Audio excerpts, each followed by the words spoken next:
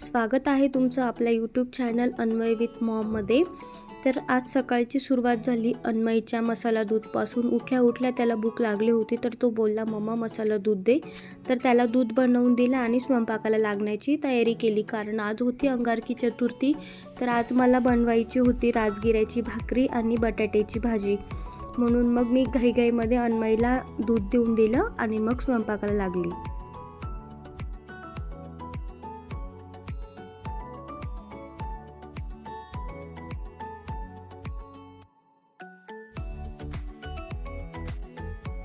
सर्वात पहिले मी बटाटे घेऊन घेतले, ते धुवून घेतले आणि उकडण्यासाठी लावून दिले कुकरमध्ये की बटाटे शिजतात तोपर्यंत. मग मी बाकीची तयारी केली, मिरची वगैरे कट करून.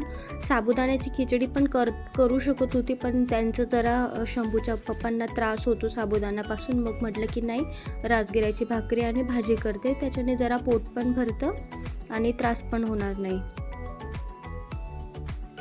बटाटे उकडल्यानंतर बटाट्याचे साल काढून घेतले आणि ते कट करायला सुरुवात केली, कारण सकाळी सकाळी माझ्या मागे जरा घाईघाई असते.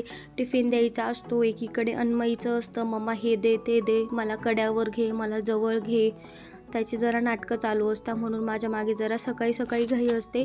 मग मी पटकन भाजीला फोडणी देऊन दिली. थोडीशी 2 मिरच्या टाकल्या नॉर्मल, की जास्त तिखट पण नको म्हणून. आणि मग ती फोडणी देऊन घेतली, मीठ टाकून दिलं आणि झाकण ठेवून दिलं शिजण्यासाठी बटाटे. आणि तोपर्यंत एकीकडे मग मी भाकरीची तयारी केली. भाकरी करण्यासाठी मी पहिले ना गरम पाणी करून घेतलं आणि राजगिऱ्याच्या पिठामध्ये ते गरम पाणी थोडंसं मीठ टाकून भिजवून घेतलं. पण मग राजगिऱ्याची भाकरी आहे ना, ती गरम गरमच छान लागते. थंड झाल्यानंतर इतकी काय आवडत नाही. म्हणून मग मी सकाळी सकाळी जेवणाचं करून घेतलं पहिले.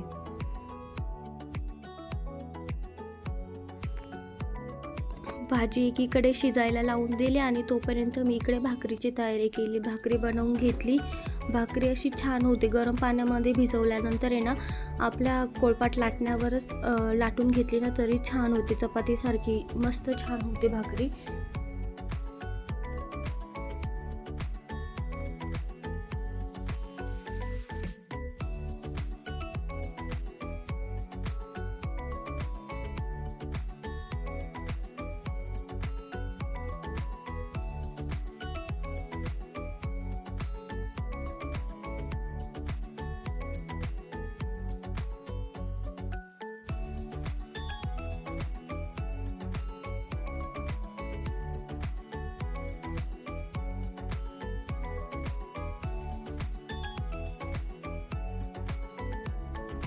इकडे माझी आता भाकरी लाटून झाली, ती तव्यावर टाकली, पाणी लावून घेतलं तिला, म्हणजे थोडीशी मऊ होते, कडक होत नाही. भाकरी तुम्हाला आता दिसेलच कशी झालेली आहे. आणि छान जेवण होतं, पोटभर होतं. आणि राजगिऱ्याची भाकरी ही शरीरासाठी पण चांगली आहे आपल्याला.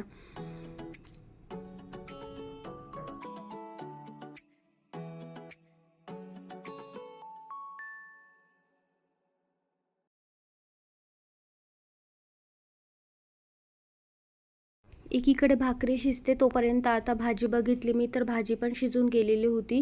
म्हणून मग आता भाजीचा पण गॅस बंद करण्याची वेळ आलेली होती. भाजीवर झाकण ठेवून दिलं आणि थोडीशी वाफ राहू दिली. मग आता काय, भाकर पण रेडी होते आणि भाजी पण रेडी होती. मग जेवणासाठीचं ताट रेडी करायला सुरुवात केली. भाकर थोडीशी कच्ची होती, पलटून दिली.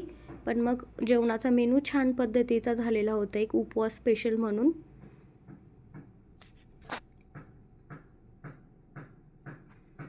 हे होतं आता अन्मयीच्या पप्पांसाठी बनवलेलं जेवण.